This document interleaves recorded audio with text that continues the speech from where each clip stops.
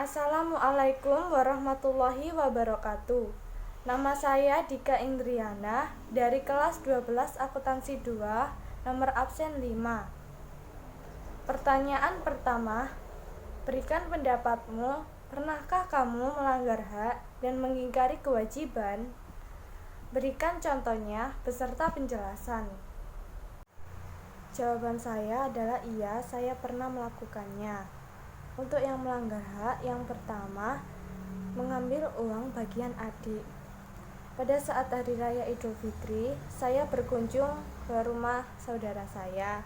Saat itu, saya diberi uang oleh tante saya dan disuruh membagi dua dengan adik. Tetapi, saya tidak adil dalam membaginya. Misalnya, saya diberi uang 50.000. Tetapi adik saya beri 20.000 dan saya 30.000. Padahal seharusnya jika dibagi dua, maka adik saya mendapatkan 25.000 dan saya 25.000. Yang kedua, tidak berteman dengan salah satu siswa. Saya dan beberapa teman saya pernah tidak berteman dengan salah satu siswa karena dianggap melakukan hal yang salah. Padahal kami semua juga belum mengetahui jelas kebenarannya. Semua siswa berhak untuk mendapatkan teman tanpa dibeda-bedakan.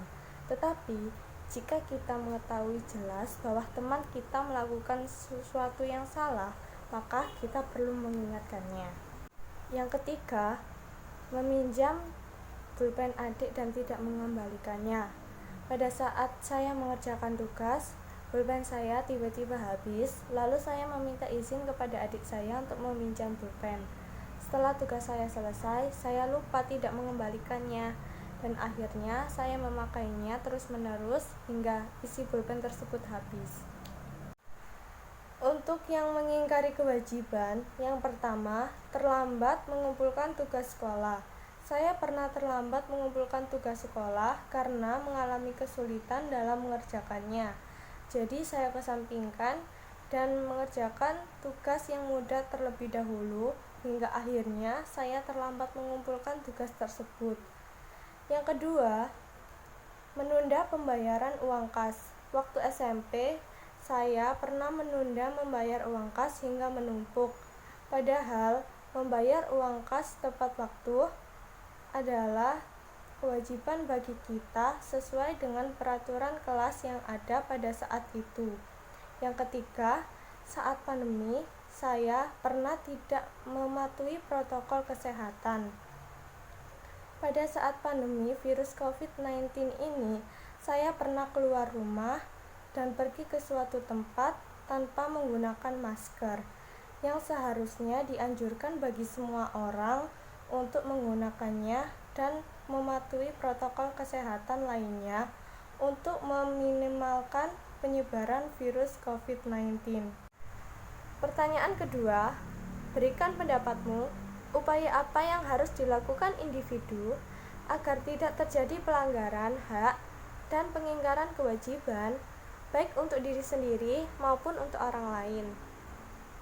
Jawaban saya adalah, untuk upaya agar tidak terjadi pelanggaran hak, yaitu yang pertama, meningkatkan kesadaran untuk memahami hak seseorang. Jika seseorang memiliki kesadaran yang cukup untuk memahami dan mengetahui jelas hak seseorang, maka dia tidak akan mudah melakukan pelanggaran hak. Yang kedua, saling menjaga persatuan dan kesatuan antar sesama.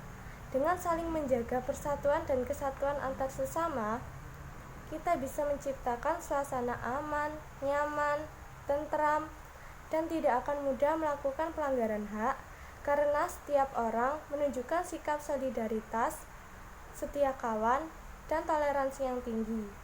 Yang ketiga, mengutamakan kepentingan bersama di atas kepentingan pribadi. Kita harus mengutamakan kepentingan bersama dan tidak boleh egois dalam menentukan suatu keputusan agar tidak terjadi pelanggaran hak. Yang keempat, meningkatkan toleransi antar sesama. Dengan meningkatkan toleransi antar sesama, kita dapat mempererat tali persaudaraan serta menciptakan keharmonisan dan kedamaian. Untuk upaya agar tidak terjadi pengingkaran kewajiban, yaitu yang pertama, mematuhi aturan dan norma yang ada. Dengan mematuhi aturan dan norma yang ada, hidup kita menjadi lebih disiplin, tentram, dan damai, sehingga kita bisa menjalankan kewajiban dengan baik. Yang kedua, meningkatkan kesadaran untuk memahami dan melakukan kewajiban. Kita harus meningkatkan kesadaran untuk memahami kewajiban kita dan melakukannya dengan baik. Jika seseorang sudah memiliki kesadaran yang cukup atas kewajibannya, maka dia tidak akan mudah untuk melakukan pengingkaran kewajiban. Yang ketiga, meningkatkan rasa saling menghormati dan menghargai antar sesama. Dengan meningkatkan rasa saling menghormati dan menghargai antar sesama, kita bisa menjalani hidup yang rukun dan damai. Yang keempat, memikirkan konsekuensinya. Pikirkan dulu akibat yang akan ditanggung jika tidak melakukan kewajiban kita.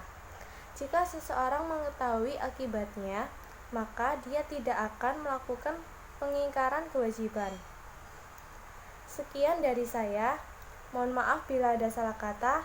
Terima kasih. Wassalamualaikum warahmatullahi wabarakatuh.